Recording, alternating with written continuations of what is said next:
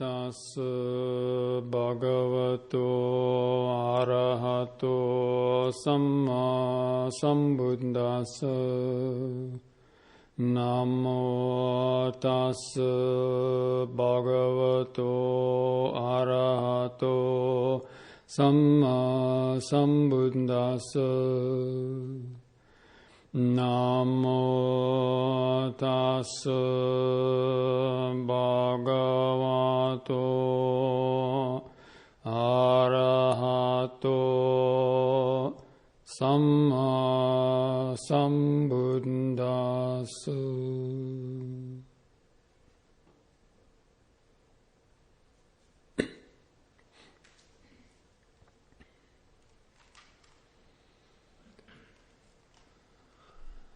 So, friends, 6 days of meditation under your belt. 2 more to go, if anybody's keeping track. There's a phenomenon that often arises about this time called the Vipassana blues.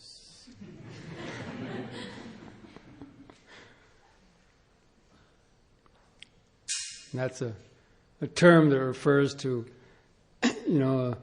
some people might have been, practicing for 6 days, and they maybe feel like they haven't really, made the kind of progress that they envisioned or hoped for, and there's only 2 days left, and they're kind of like, giving up hope that they're going to develop any better kind of concentration and awareness, and then they start thinking about home and what they're going to do afterward, and so it kind of lets the gas out of their practice. But so one has to avoid falling into that, because a lot can happen in 2 days. And we never know what is in our mind, and we never know what kind of what the next meditation will bring, because this body and mind is essentially no self. There's no one really that absolutely controls it. It has a kind of a mind and body of its own, and so. And as you've already experienced in your own experience in these days, that you might think you're going to sit down and meditate, expecting something, and the opposite happen, or you might sit around and expecting something else, and it's maybe never what you expect. But anyway, let's try to answer a few more of the questions from the bottomless box before we get into tonight's main event. What is the difference between the subconscious and unconscious mind? I think I've already mentioned on that. Anybody hear me already mention that? These are not 2 different minds. It's just simply whatever we're not conscious of, it's unconscious. Whatever we're conscious of, it's conscious. And that can change. When you develop your concentration and awareness, you become aware of things that were previously unconscious to you. So that's basically the difference. When our mind is shrunken, then it's it's not very conscious. But when it's expanded, then it also penetrates to a deeper level and becomes conscious of subtler things.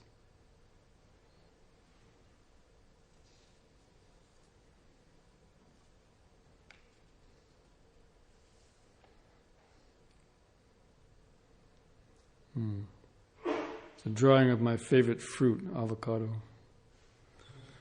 When you say hearing, hearing, to help us in our minds, it should be wordless awareness, right?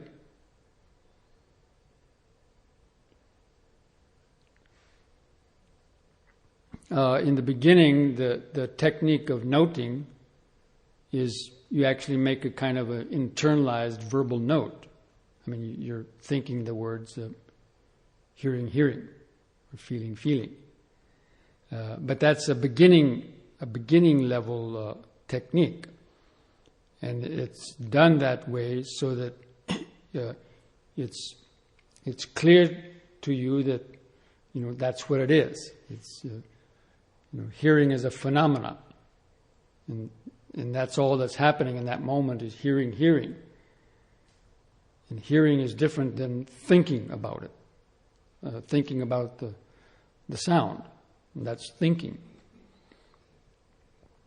And so labeling these different things like hearing, hearing, thinking, thinking, feeling, feeling, is just to kind of delineate or show more clearly how these are separate, distinct phenomena that arise, last a moment, vanish, followed by something else. But once you become a little bit familiar with that, then of course it becomes intuitive knowledge, and that you know that it's hearing without making those notes, because those notes will become a disturbance if you try to do too much of it. You can't keep up because things are happening so fast. By the time you said hearing, hearing, there's been 5 or 6 different sounds that have arisen and vanished in that time that you missed, or other body sensations. So you have to use that noting technique with a limited amount. Then there's a PS here. Protons determine what element an atom is, not electrons. Excuse me.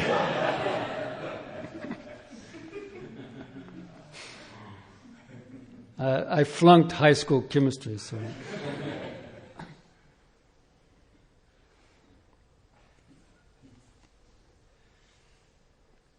What does the Buddha make of ambition and expectation?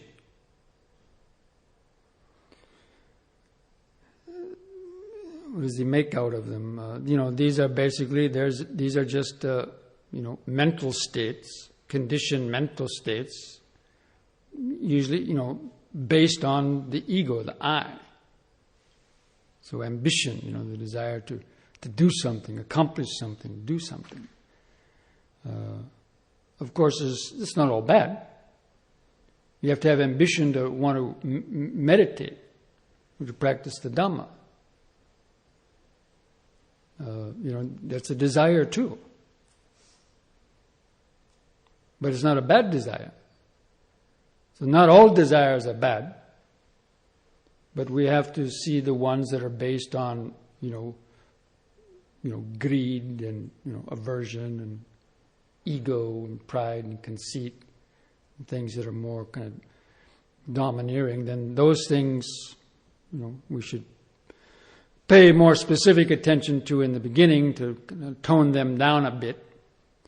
And you can't just give up all desire. That's impossible. You have to start kind of being selective and take an inventory in your life. What are the unnecessary things that really don't bring you much benefit that you do just out of habit and so on, and the things that cause you the most kind of painful consequences. And so those things you should work on trying to weaken first, and gradually, as your mind gets more sensitive and so on, and more subtle, then you'll find other ones to let go of, and so on. And expectation, because expectation is also based on the ego, the I wanting something. And again, all that's not bad, but we have to know that our expectations are not always going to be fulfilled. When you're expecting something and clinging on to the idea that you really want that and it doesn't happen, then you're going to be let down or disappointed. So the best kind of policy is to just be open in the present moment, without expectation, whatever arises in the present moment, to be able to see that clearly with mindfulness and skillfully deal with it in the most skillful way, whether it's to let go of it or it's just to let it be, or to even to cultivate it.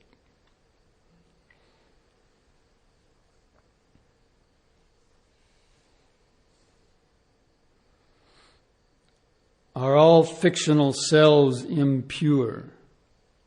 What is a non-fictional self?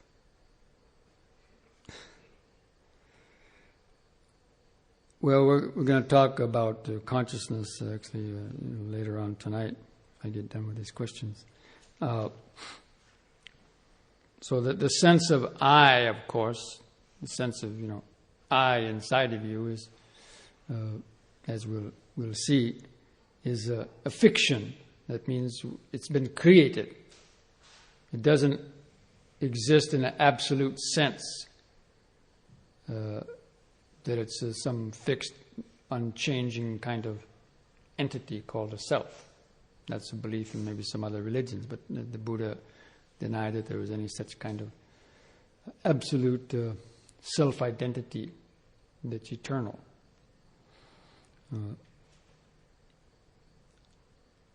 So it's impure in the sense that it distorts reality, and it keeps the mind locked in dualistic perception, and then that gives rise to attachment and aversion, and still keeps the mind in a limited state of functioning.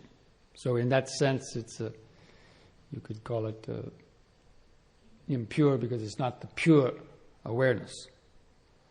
And what is a non-fictional self? I don't know. According to the Buddhist teaching, there isn't a non-fictional self. But again, you hear this in other religions, where they say the supreme self. So some religion that talks about the supreme self, then that may be what they mean by a non-fictional self.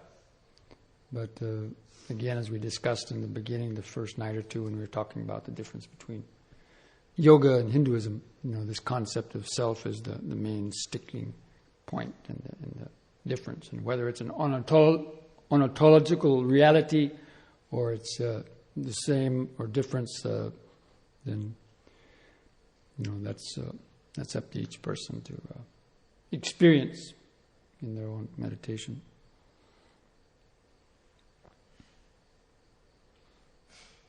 Please explain what brain, mind are, and what or where the will resides.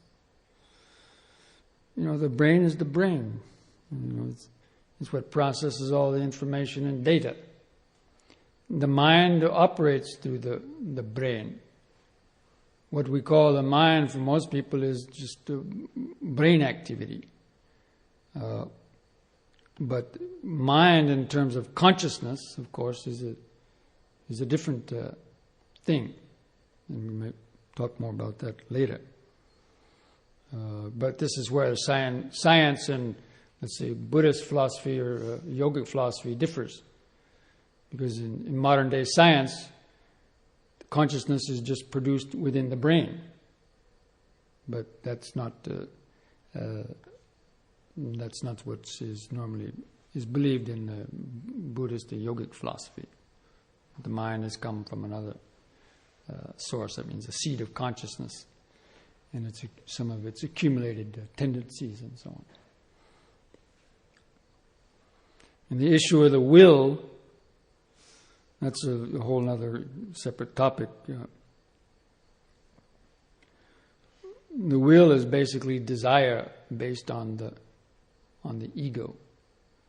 And it doesn't reside anywhere because nothing is permanent or static. Will just arises as an impulse. Basically, will is that impulse that arises because of a cause or a condition. The whole issue of the free will, that's another matter too.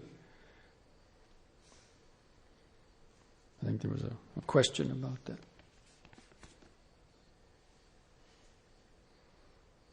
Is it possible to give up attachment but not enjoyment? Can one enjoy the wonders of life without attaching to these? If one can, fine and dandy. Go for it. But, it's a very fine line between enjoyment and attachment. But if you can, sure, things bring pleasurable experiences, like, eating some nice food or, just hearing soft sounds of nature. These bring up pleasurable sensations. The Buddha didn't deny that. He said, these pleasant sensations, they are there. That's why people lust after them or form attachments to them. So you can enjoy them in the moment, but after the thing has gone away, if you keep pining for it, and I want to get it again, that means you've got attachment to it. But if you can enjoy it in the moment and then once it's gone, not think about it anymore, then you're okay. So it's the attachment and that wanting to recreate it and scheme and to recreate it and thinking about it and thinking your life depends on having it. That's where the attachment lies. But if these things arise, come to you naturally, or you might go out of your way to experience something, but if that attachment leads to unskillful behavior, that's sort of the bottom line. If that attachment leads you to telling lies or deceiving or cheating or stealing or something like that, then that's where you draw the line, kind of like, because then you're getting into unwholesome karma that's going to bring you suffering.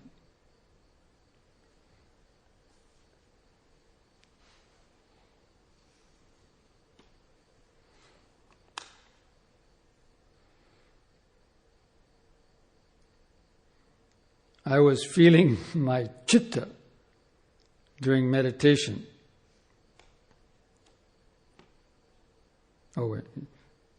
Wants to know the difference between Chitta and the yogic in the Buddhist sense. That's a technical term. Most people probably don't know what it is. I don't want to really get into it too much. But Chitta is the mind. In yoga, they say Chitta Nirodha is the highest happiness. Chitta Nirodha means the silencing of the mind. The Chitta Vritti are the waves of thought and emotion in the mind. So Chitta is used as mind and consciousness, both. And even in the Buddhist sense, they use the 101 types of Chitta. But in terms of consciousness, but the Chitta itself has contents. Anyway, I don't want to get into all this technical stuff. It's too confusing for most people.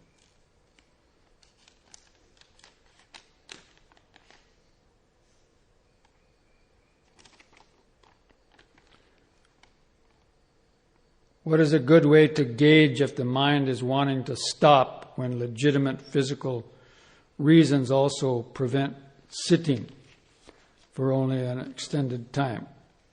How do I know when to truly stop when there's a medical, physical problem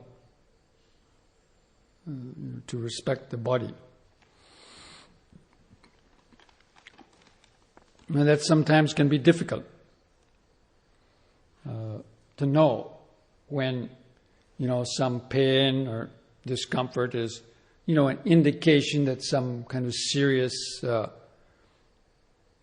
kind of other problem would, arise, or something that really needs to be attention to. or whether it wouldn't matter if you kept on sitting through that pain. So it's hard for the average person to know that. But the mind normally sides on the errs on the side of caution and the side of not wanting pain. So it'll come up with reasons, to change or to give up the sitting, even though they may not be, really real or necessary, or like serious kind of things. So the mind is always will try to work to its own advantage, not to suffer, and that's good to some ways. But if we buy into it too much, then we won't change, because we'll always just be giving in to the various thoughts and whims and fears of the mind, and a lot of them are ungrounded.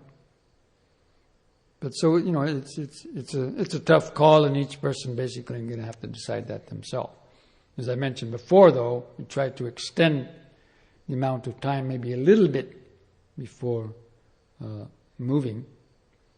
And if you're really concerned about something, you could go in and get a physical, checkup after the treatment. And the doctor says, "No, you're fine." Oh yeah, the mind is playing games on me. But of course, medical doctors can't detect all the problems that may be there.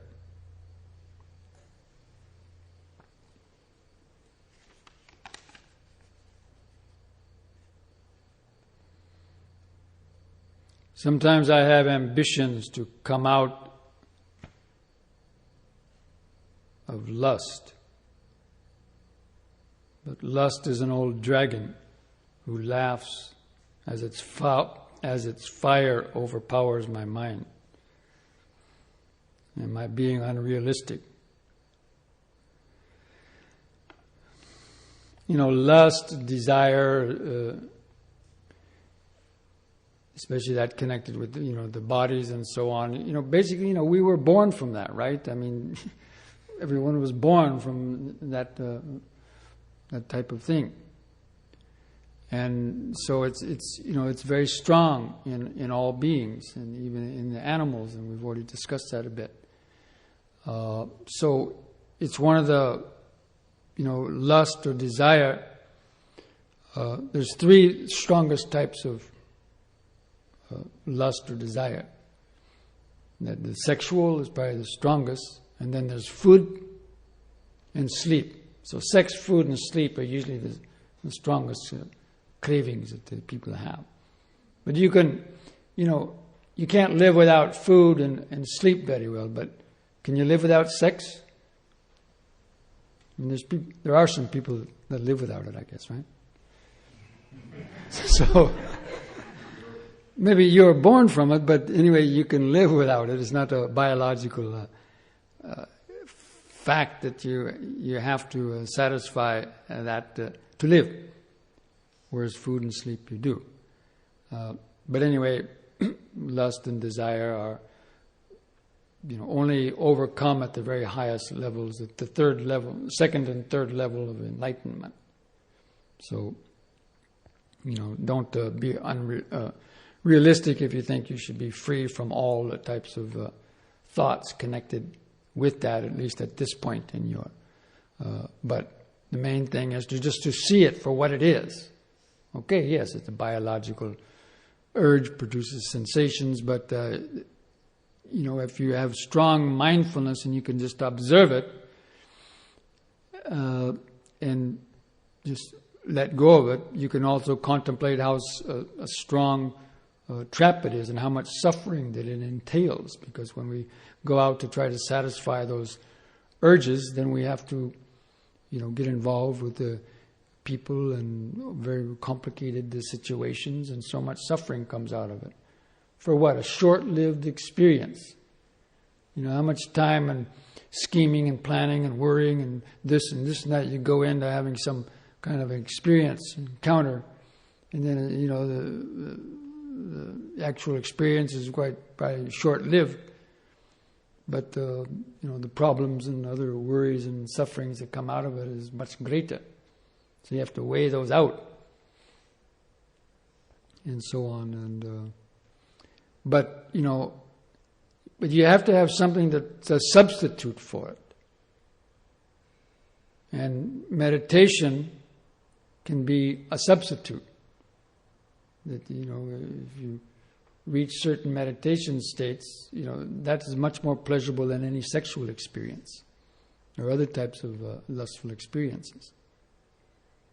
And so people that meditate generally will gradually overcome, because they know that the worry and the scheming and the planning that goes in to satisfy carnal kind of lust depletes their ability to concentrate and saps their concentrative power that affects their meditation. So therefore it's kind of a give and take.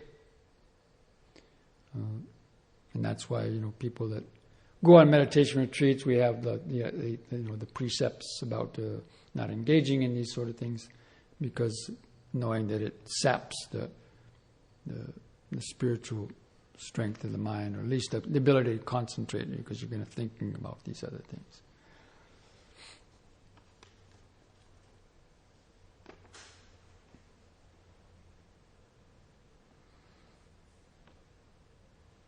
Since all thought, perception, and volition are conditioned, explain how free will fits into the aggregates. Again, the issue of free will is a difficult one to, kind of explain in just easy terms. Ultimately, there is no free will, because everything is conditioned. But there's the, decisions to be made. But any decision you're going to make is going to have depended on other previous sort of decisions. Whether you decide to get up on time to meditate in the morning, at home or not. You see, you have free will. You can decide to get up or not to get up. Well, that's not exactly entirely free. At the moment, you can decide, but that decision is going to be influenced by other factors, your habits and other types of things. So in the ultimate sense, in terms of an ego or a self that's, deciding free and clear of anything else, that from the Buddhist point of view doesn't occur. But with mindfulness and wisdom, you can, of course, make choices, but those choices are going to be dependent on your knowledge and understanding. You can choose to follow the precepts or not to follow the precepts. But the more Dhamma knowledge you have, and you understand the necessity to follow the precepts if you want to develop your peace of mind and develop your spiritual life, then that's going to influence your decision to follow the precepts. And your beliefs, so whatever beliefs you have, are also going to influence your decisions. So that's why the right understanding of the Noble Eightfold Path comes first, to develop the right view and understanding, so that everything that you do follows from that right understanding.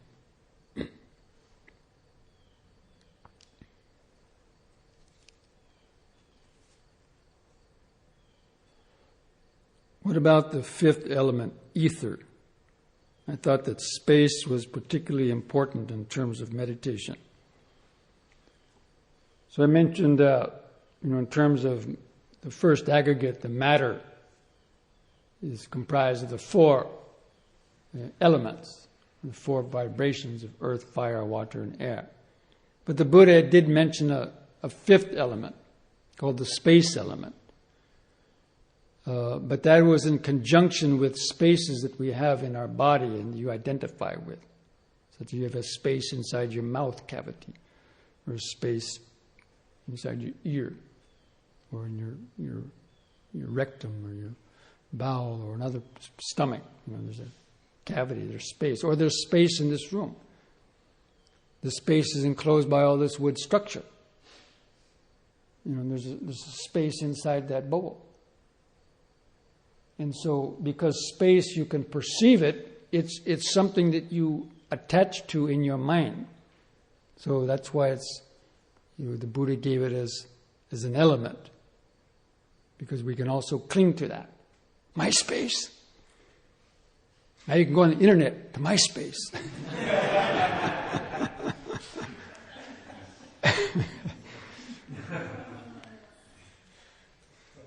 So people are attached to their space.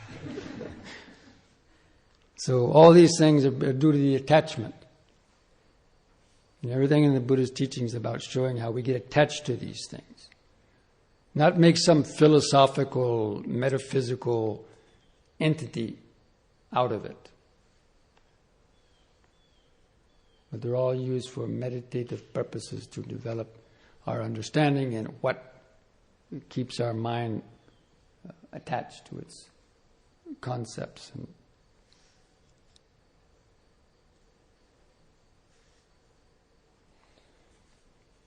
So many questions.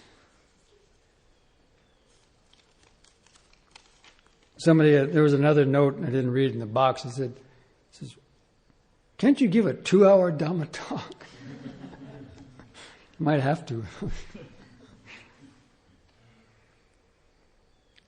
Does mindfulness equal slowness? How to act at normal speed and be mindful?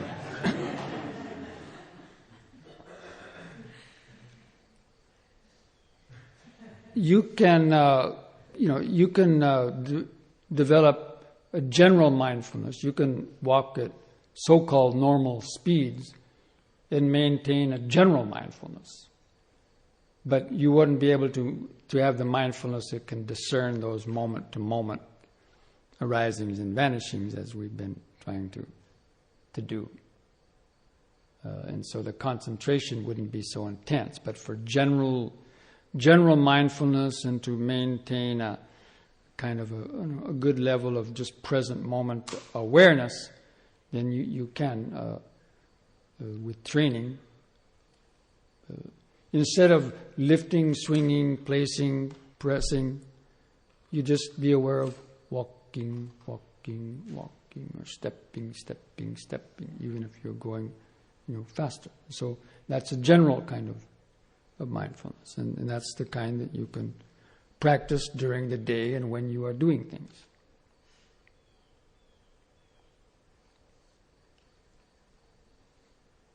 So mindfulness basically means knowing what you're doing, but there's knowing it in different degrees of detail and subtlety.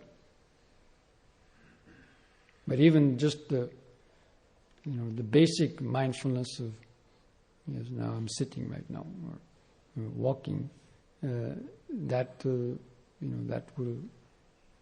go a long way to help to keep you, coming back and in touch with the body.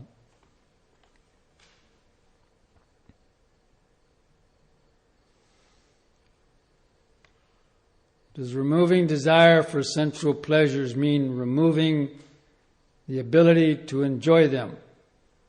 Do you enjoy lunch?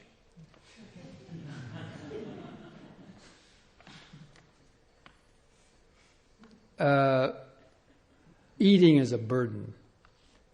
You have to move the jaws so much and crunch, and I feel it's a burden. But it doesn't mean that I don't appreciate nice taste or good food. I'm sure you all agree that the food we have here is quite good, and it's easy to get like it because it's also healthy, and you can almost feel the difference when you eat.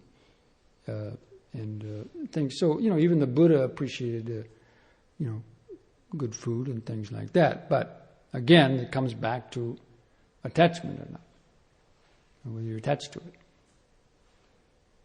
And so, certainly we can enjoy or appreciate, things that bring a pleasurable experiences, but we know that they're impermanent. And so when they go, they go, and you let go of it. And you can be satisfied with anything that comes up. So,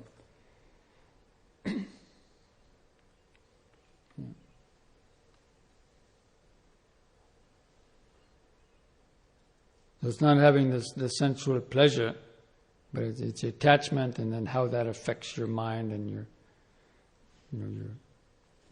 your life, and about how you behave and so on. Are reason and logic qualities of the mind or something else? Please explain. Reason and logic, these are, activities of our conditioned mind. We've been trained as since our childhood, especially in the school systems that we have here, to reason out and logic and all that. We've been trained, so these are things we acquired. Although some of them might be sometimes sort of intuitive and so on. But they are just activities of the conditioned mind. So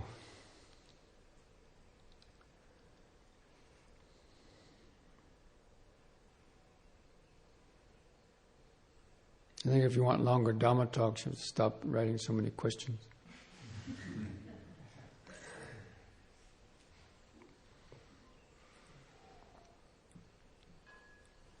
Okay. So now we come to the big topic, the last aggregate. So, we've been discussing the form, the feeling, the perception, and the volition, and then the question of, what is the consciousness? And we've already, had a little discussions in that about the difference between, perhaps the term consciousness as opposed to the term awareness, or pure awareness.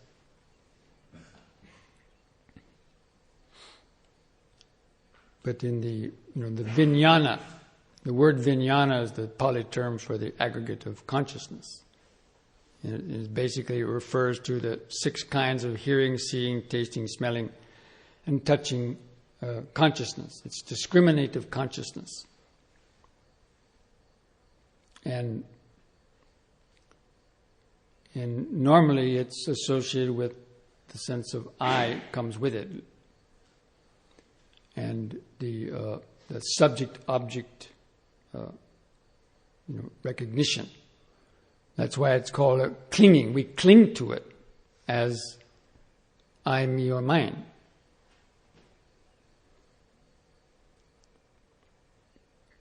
But we weren't born with the I or the ego. A young baby, when it's born, according to child developmental psychologists, the baby just has what is called something like oceanic awareness. When it comes out of the womb and set on the mother's stomach, it doesn't have an idea. It doesn't even know the difference between its body or its mother's body, or these concepts are not even in its mind. You might get a slap on the butt, and you feel pain, and just routinely maybe cry, or instinctually it goes for the breast to drink milk. But other than that, it doesn't really have a sense of an I in it. But then you give it a name, right? Little Susie, little Johnny. And you start, pinching it, cutie pie. And the relatives come over and look at it, and want to touch it, and keep calling its name. Little by little, this sense of consciousness starts to form, and this oceanic consciousness starts to acquire a little nucleus in it. And starts, responding back when it hears its name and all the attention that it's given to it. And so gradually, by the time the child is about 1 or 2, then that ego identity is starting to, emerge, and then it, of course, grows our whole life, and then we're stuck with it. But it's an acquired thing. But of course, the seed of ignorance has come from the past. So we were born with the seed of ignorance, and because of that, then the new individual ego entity, arises again. So in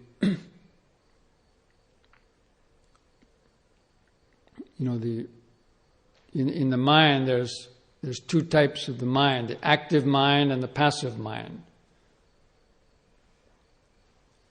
And the active mind is what we normally know. There's this I that's active and pushing the mind from the moment you wake up in the morning. Oh, it's time to go to work. And through the whole day, basically, the sense of I is operating and causing the body to do so many things. And it's usually always functioning until you go to sleep. And when you're sleeping, that I is kind of also goes to sleep, although there's still activities. You dream and toss and turn around in the bed and things like that. Kind of unconscious movements. But when you wake up in the morning, again, this sense of self is there. So that's the active mind.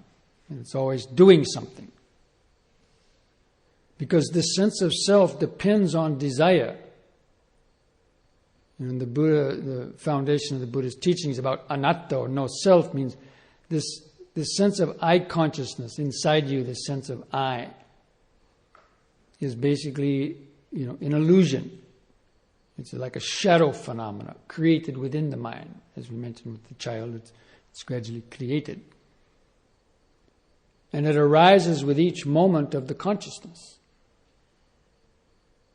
So each moment of hearing, seeing, tasting, smelling, touching, and thinking, consciousness arises to be conscious, and the sense of I arises with it. But the consciousness also then ceases, but is followed immediately by another one. And so consciousness as a static, the I consciousness and the conditioned dualistic consciousness as a static phenomena is not occurring. But the dualistic I consciousness arises in each moment. With each moment of hearing, seeing, tasting, smelling, touching, and thinking, it arises. I am hearing this sound. I am feeling this sensation. I am seeing this. But then vanishes. So that's called a mind moment. And according to Buddhist psychology, what we call the conscious mind and consciousness is just a series of conscious moments that arise and pass away. But it's happening so fast we don't see the arising and passing away. According to the Abhidhamma, it's processing information faster than a supercomputer. There are millions of times in the blink of an eye, consciousness is arising and vanishing. So therefore, we don't see it arising and vanishing. So the illusion of an I that's behind the consciousness arises. Because it's there. We don't see it ceasing moment by moment. And because we're identified with it.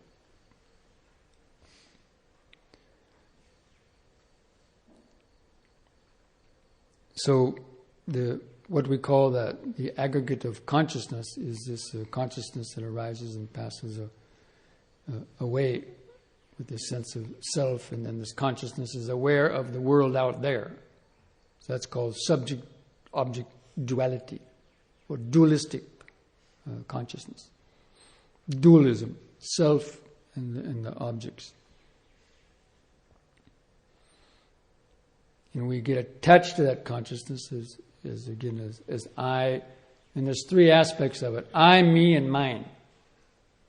So everything that happens to us, we relate to it as I am doing this, I'm doing that. Me, give it to me, look at me. And then mine.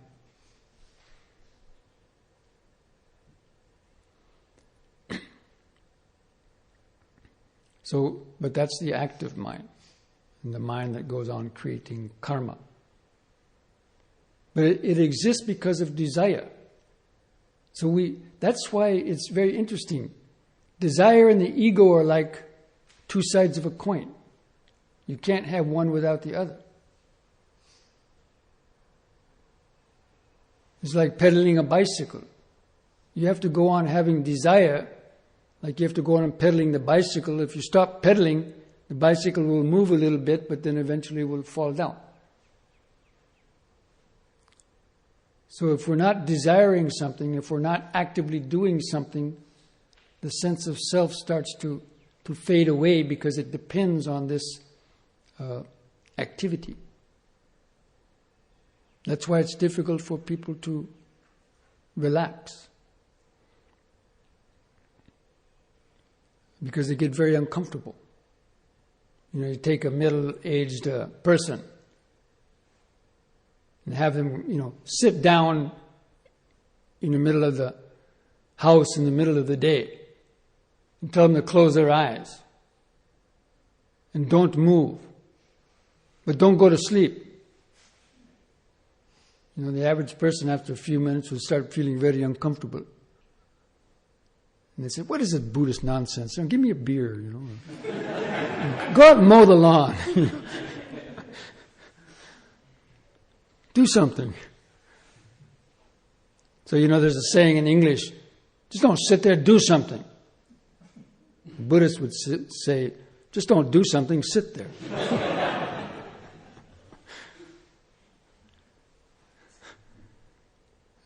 But anyway, so when you meditate and you stop doing things and you're sitting still and you just, you withdraw this doing from the mind and you stop going after sight, sound, smells, and tastes, then that's when this sense of self starts to fade away and the mind can expand.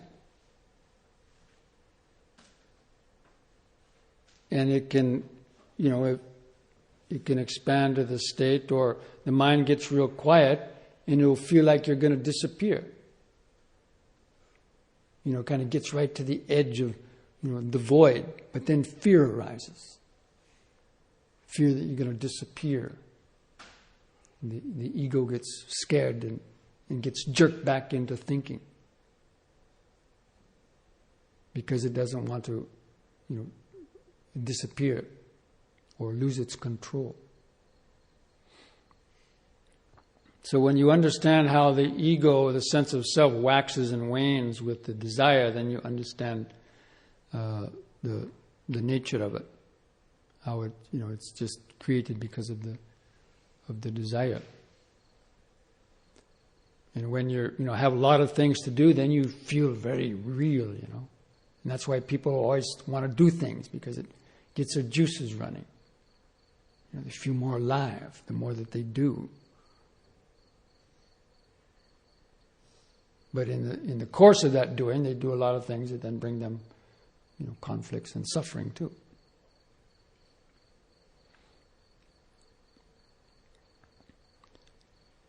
So, the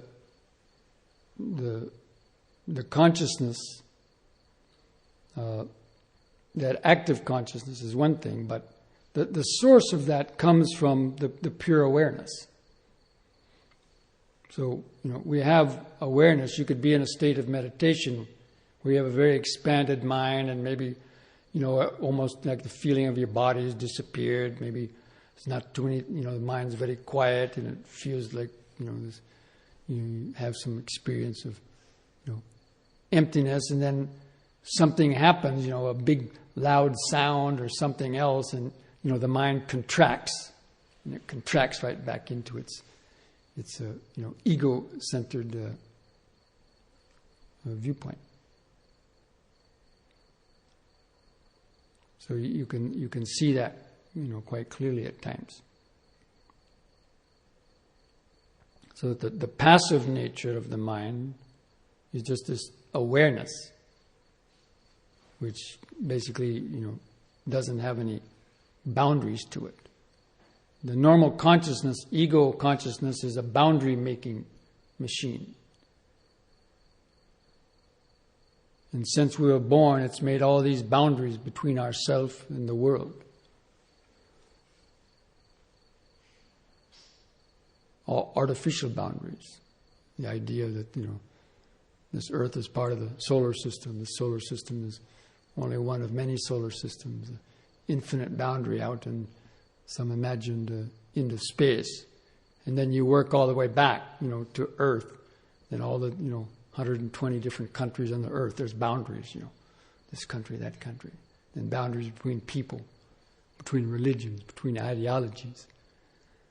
And it keeps on, going back, boundary between, to the body. And then there's a boundary of everything inside the body and everything outside the body. And then going further in to the primary boundary, which is the boundary of self and other. And that's the primary boundary. That's the first one that started with the baby gradually getting its ego consciousness. But then the mother says, don't go out of the yard. Okay, one boundary. You can't go out of the yard. Don't play with those people of a different color. Another boundary. And like that, the mind has produced all these artificial boundaries. And we're locked into them. So, the understanding how that consciousness arises, but more importantly, the limitations of it and how it becomes our prison. Although we can use the ego consciousness skillfully in the desire to want to practice and to, attain liberation or whatever, that's a good desire because it will lead eventually to the end of the desire.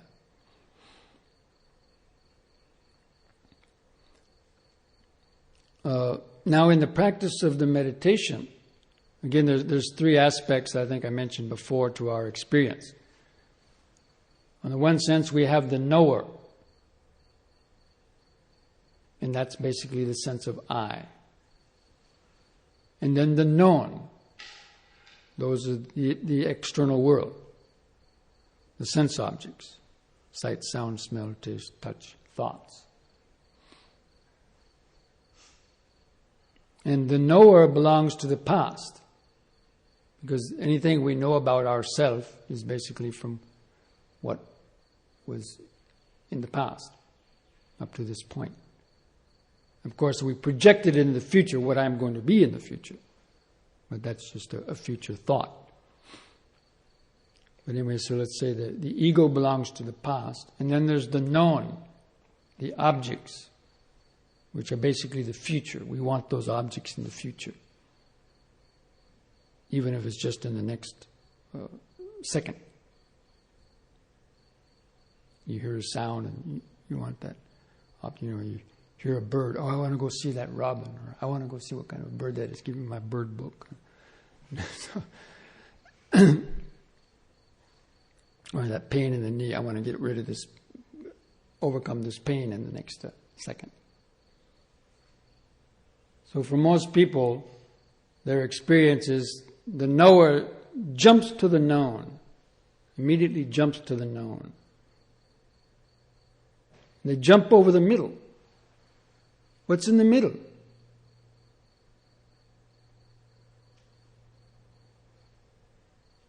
Knowing, yes, knowing. Knowing's in the middle. But we just jump over that. In our rush to get to the known, we jump over the knowing. The knowing is the awareness.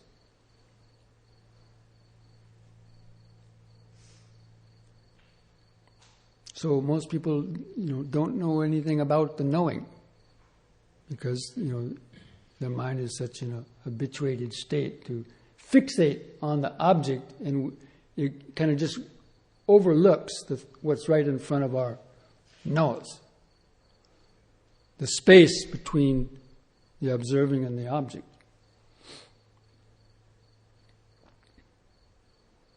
See, for most of you, you're looking here at this object and you're not aware of the space in between.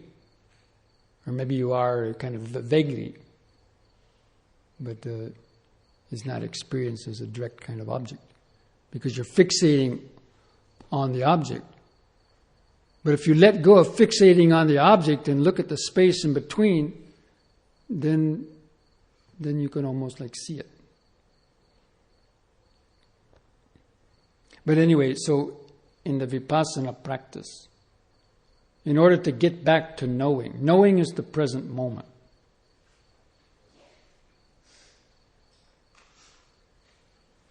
And the mind is continually like a clock. Clock swings from one side to the pendulum. Tick, tock, tick, tock, tick, tock. And that creates time. The mind going from past to future creates the time.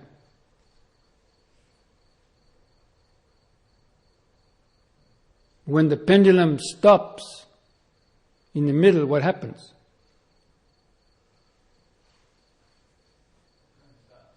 Time stops. So you enter the present moment. So when the mind stops moving between past and future, stops moving from the knower to the known, then the time stops. And you can experience knowing.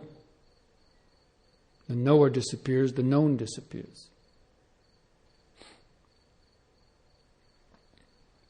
But in the training, in the mindfulness training, first we work on the known, because the knower, the I, is deeper inside. It's not easy to get close to it, to really see it. So we train ourselves on the known. That means, so we train ourselves to just, be aware of hearing, let go of it. Feeling, let go of it. Smelling, thinking. So we're letting go of the 6 senses. And coming to rest, and as you let go of that, then, see, the boundaries between the knower and the known, it keeps the mind contracted. But now when you let go of the known, now there's only a one-sided boundary. And the mind becomes more expansive. Or the individualized consciousness starts to get more expansive, more awareness. The consciousness starts to turn into awareness. Consciousnesses that contain the experience that's squished between the knower and the known. But when you're no longer grasping after the known, then it expands. And then you turn your attention to the knower. So by the time, so you've worked through the aggregates. You've worked through the 4 aggregates of body, feeling, perception, and the volition. That's the known. And so by the time you you work through those knots. It means you're no longer clinging, identifying, reacting to those four aggregates. Mind has become very, very quiet and expansive, but still there's a sense of I exist. I'm a good meditator now. I'll be close to stream entry. Close to the first jhana. So the sense of I still remains. So then you have to turn your attention, the attention onto the I itself. Knowing that even that sense of I is a disturbance and not really real. But you have to cultivate that understanding. So even as intellectual understanding. That's why the Buddha, in so many suttas, he talks about the five aggregates. The five aggregates is a subject almost that's mentioned in probably more suttas than any other subject. And he says the meditator should regard these five aggregates as this is not me, this is not mine, this is not myself. Actually to repeat those, actually to remind and repeat those words to yourself each time you experience an aggregate. This is not me, this is not mine, this is not myself. And that's called reflexive knowledge. But in doing so, you condition the mind for being able to eventually let go of it. So that's the way one regards even this consciousness. And this consciousness is not I, me, or mine. It's just a phenomenon. And then at some point, if you're able to maintain that, then that last remnant of the I, which is holding on for dear life, gets cut. And kind of just, it just dissolved because it was never anything that was actually substantially real. So it has nothing, because you've been starving it. It exists because of the known. And so if you can, remain in that awareness without the known, it's like starving the ego, and eventually it just vanishes. And then you experience the true knowing. Or knowing is what's left. So that is the training in the Vipassana training. It's a very specific, very precise type of mental training. So, the known, we investigate and analyze the known in terms of these things are all impermanent. If you cling to these things, it'll bring you suffering. And all these things have been created.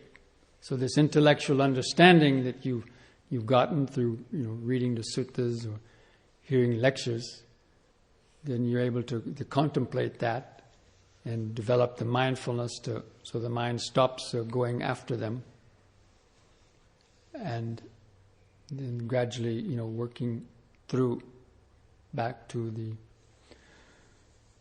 the source of the consciousness, and then to even transcend that last remnant of subject-object. So that is, just some descriptions about, the nature of consciousness and our conditioned consciousness. So the conditioned consciousness is this consciousness that's subject-object consciousness that has the sense of self behind it. And then the awareness, the more pure awareness, which is the more expanded, pure awareness without that sense of I. And that's the end of suffering, when one gets established and is able to live in that awareness, at least more and more, then the ratio or the suffering is in direct proportion to the amount of belief and clinging to the sense of I. It's in direct proportion. So the less clinging there is, then the less the sense of self there would be, and the less sense of self there would be, the less clinging there would be. So we have to understand that kind of relationship between desire and the ego. And that's why the Buddha, said that craving, the second noble truth, that craving is the source of suffering. But what's the source of craving? The sense of I. So actually I prefer to say, it's ego is the source of suffering. But it exists because of the craving, so they exist together. But it's both craving and ignorance. So the deepest level of ignorance is the belief in the self as being some static and eternal I or soul. Some religions might call it the soul. So they have this sense that this individual identity is going to go somewhere after death to live for eternity in some imagined place, whether it's up or down. But at least most of the soul theories, they relate it back to the sense of that individual identity is going to be with you forever and ever. But you didn't even have it where you were born. Even some religions say that when you were born, the soul is created. So how can it be eternal? It was something that was just created. So in the Buddhist philosophy, the sense of the unborn or the unconditioned, where it was never born and it never dies. That would be the definition of eternal in the Buddhist or Eastern sense. So that term, the unborn or unconditioned, that refers to Nibbana. That's a definite reality, but it was something that was never born and never dies. And it refers to the essence of the awareness that's been liberated and purified from greed, hatred, and delusion, and especially the self-delusion.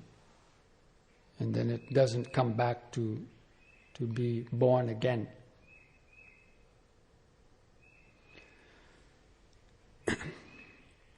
Anyway, so probably the way that you can use this in a practical sense, this terms of the consciousness, is